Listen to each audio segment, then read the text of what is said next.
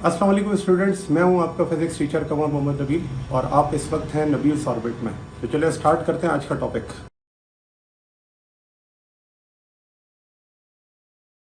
Electrostatics. अब देखिए electrostatics क्या होता है, इस चीज को अगर हम डिस्कस करें तो इलेक्ट्रोस्टैटिक वर्ड निकला है चार्जेस एट रेस्ट से। हम ये कह सकते हैं कि इलेक्ट्रोस्टैटिक स्टडी है, study of charges at rest, charges at rest. तो ये स्टडी है चार्जेस एट रेस्ट के लिए। Electro means charge, static means क्या है, रेस्ट है। अब यहां पर सबसे पहली बात कि जब चार्ज रेस्ट में होता है तो उसके पास कितनी किस्म की फील्ड मौजूद होती है। तो देखें, ये फॉर एग्जांपल मेरे पास एक चार्ज है, पॉजिटिव चार्ज। तो आप जानते हैं कि इस पॉजिटिव चार्ज से फील्ड क्या होगी, आउटवर्ड इस तरह से नजर आ रही होगी। इसे हम रेडियली आउटवर्ड फील्ड कहते हैं। ठीक है। तो अगर हम कहें कि एक स्टैटिक चार्ज में सिर्फ और सिर्फ इलेक्ट्रिक फील्ड होगी, ओनली इलेक्ट्रिक फील्ड, तो अब कुछ स्टूडेंट जो होते हैं वो कहते हैं कि सर क्या ग्रेविटेशन फील्ड नहीं होगी।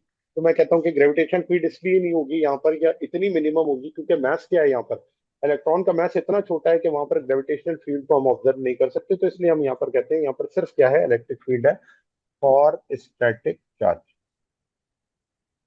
Static charge.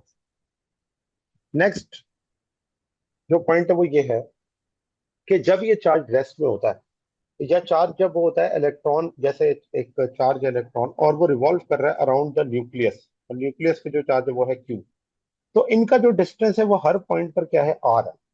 तो अगर ये डिस्टेंस हर पॉइंट पर आर है तो क्या इसके पास कोई एनर्जी होगी इसके अंदर मूव करते हुए। तो ये बात हमें बोर्स ने बताई थी कि इसके पास एनर्जी होती है जो कि चेंज नहीं हो रही होती, और इसे हम इलेक्ट्रोस्टैटिक पोटेंशियल एनर्जी कहते हैं। उसे हम लिखते हैं के Q Q Q E divided by are.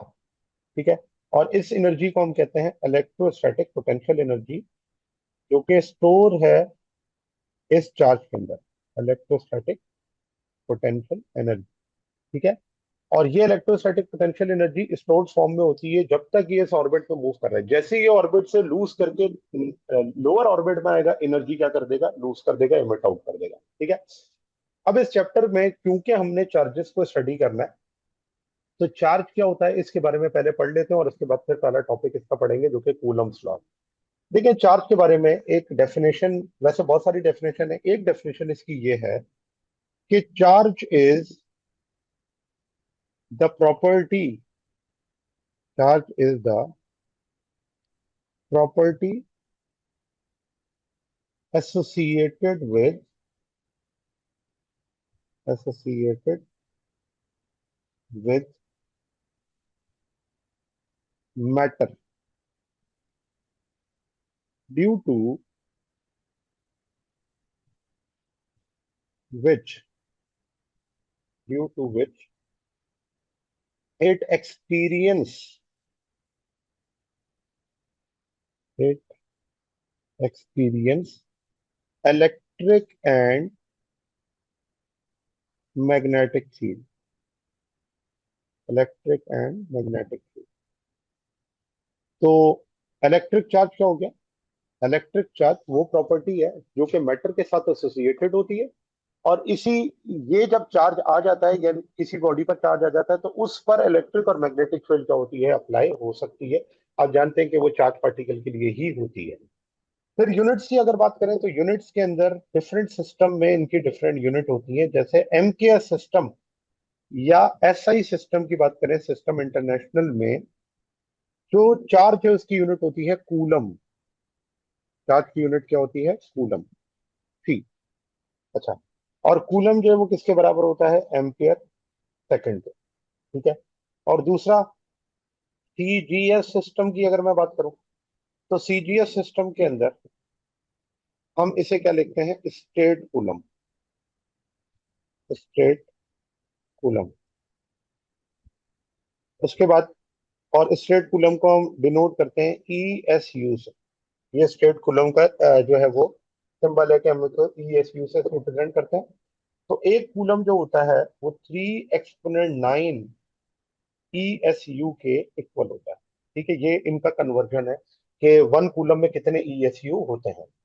अब आ जाए इनकी प्रॉपर्टीज पर। अब देखें इनकी प्रॉपर्टीज में जो चार्ज है उसकी क्या क्या प्रॉपर्टी होती है। पहली जो प्रॉपर्टी है चार्ज की वो होती है इसकी नेचर। नेचर के रिस्पेक्ट में बात की जाए तो जो चार्ज है उसकी दो नेचर होती है, जैसा कि आप जानते हैं। एक नेचर होती है पॉजिटिव और एक नेचर होती है नेगेटिव। ठीक है। दूसरी बात, ये जो चार्ज होता है इसकी नेचर ये भी है कि ये स्केलर क्वांटिटी है। इसे भी तो इसकी नेचर ही कहते हैं ना, कि ये क्या है, स्केलर क्वांटिटी है। ठीक है। और क्योंकि ये स्केलर क्वांटिटी है तो हम इसके बारे में ये कहते हैं ये है एडिटिव इन नेचर। स्केलर जो होते हैं वो एडिटिव होते हैं नेचर के अंदर, एडिटिव इन नेचर। और इसे हम क्या लिख सकते हैं, तो इसे हम लिखते हैं कि जो Q है वो इक्वल होगा Q1 प्लस Q2। तो अगर यहाँ पर चार्जेस पॉजिटिव नेगेटिव होंगे तो फिर आप क्या करेंगे, उसके साथ साइन कन्वेंशन यूज कर लेंगे। तो यहाँ पर आपके पास क्या आ जाएगा, नेट चार्ज आ जाएगा कि वो नेट चार्ज कितना होगा। ठीक है। फिर दूसरा जो सेकंड प्रॉपर्टी है इसकी वो ये है कि charge is transferable. Charge is transferable. Transferable. और कब ट्रांसफरेबल होगा, जब ये किस में होगा, कांटेक्ट में होगा। यानी दो बॉडीज आपस में कांटेक्ट में आएंगी तो चार्ज क्या हो जाएगा, ट्रांसफर हो जाएगा। फिर तीसरा कि charge is always associated with mass. Charge is always associated associated with mass. ठीक है। तो चार्ज जो है वो किसके साथ एसोसिएटेड होता है, मैथ के साथ। तो जहां मैथ होगा वहां चार्ज होगा, जहां मैथ नहीं है तो वहां चार्ज नहीं हो सकता। फिर इसी तरह नेक्स्ट पॉइंट कि charge is conserved quantity. Charge हमेशा कंजर्व होता है, neither created not destroy. Charge is conserve quantity. अब चार्ज कंजर्व्ड है तो इसका मतलब यही है, जैसे आप एनर्जी के बारे में कहते हैं इसी तरह इसके बारे में भी कहेंगे, neither created nor destroyed. Not destroyed. ठीक है। तो ये इसके अंदर होती है चार्ज की प्रॉपर्टी। तो ये आ जाती है कि क्वांटाइजेशन ऑफ चार्ज। अब क्वांटाइजेशन ऑफ चार्ज का क्या मतलब है, क्वांटाइजेशन ऑफ चार्ज, और वो ये है कि जो चार्ज होता है वो हमेशा इन टर्म्स ऑफ होगा charge of electron, in terms of charge of electron, in terms of charge of electron. ठीक है। तो जो क्वांटाइजेशन ऑफ चार्ज है वो रिप्रेजेंट ये करती है कि जो चार्ज होता है वो हमेशा क्या होता है, in terms of charge of electron होता है। तो हम लिख सकते हैं Q is equals to n e plus minus. ठीक है। यहाँ पर n क्या है, n नंबर ऑफ पार्टिकल्स है, और E क्या है, चार्ज ऑफ इलेक्ट्रॉन। तो यहाँ पर अगर मैं लिख लूँ चार्ज ऑफ इलेक्ट्रॉन किसके बराबर होता है, 1.6 एक्सपोनेंट माइनस 19 कूलम के। ठीक है, चार्ज ऑफ इलेक्ट्रॉन की वैल्यू। तो अगर हम देखें तो ये जो Q है वो हमेशा ग्रेटर देन इक्वल होगा किसके, E के। ठीक है। फिर इसी तरह से अगर हम बात करें कि एक आइसोलेटेड सिस्टम के लिए अगर हम चार्ज की बात करें तो वो क्या होगी, तो आइसोलेटेड आइसोलेटेड सिस्टम। तो आइसोलेटेड सिस्टम के लिए हम ये कहते हैं कि जो चार्ज होता है वो क्या होता है, कांस्टेंट होता है। आइसोलेटेड सिस्टम का मतलब ही यही है कि जिसके अंदर ना तो चार्ज इंटर हो सके और ना ही चार्ज बाहर जा सके। जैसे आप एक कैपेसिटर को चार्ज करके छोड़ देते हैं तो वो एक आइसोलेटेड सिस्टम बन जाता है, क्योंकि उसके अंदर कोई चार्ज इंटर या लीव आउट नहीं कर सकता। और लास्ट में ये प्रॉपर्टी है कि चार्ज जो होता है वो हमेशा सरफेस पर रिसाइड करता है। Charge always reside on charge always reside on surface of conductor। Surface of conductor. तो चार्ज जो होता है वो हमेशा कहाँ पर होता है? कंडक्टर की सरफेस पर होता है।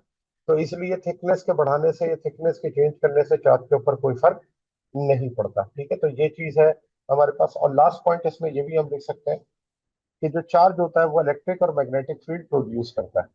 Charge can produce charge can produce electric and magnetic field. Electric and magnetic field.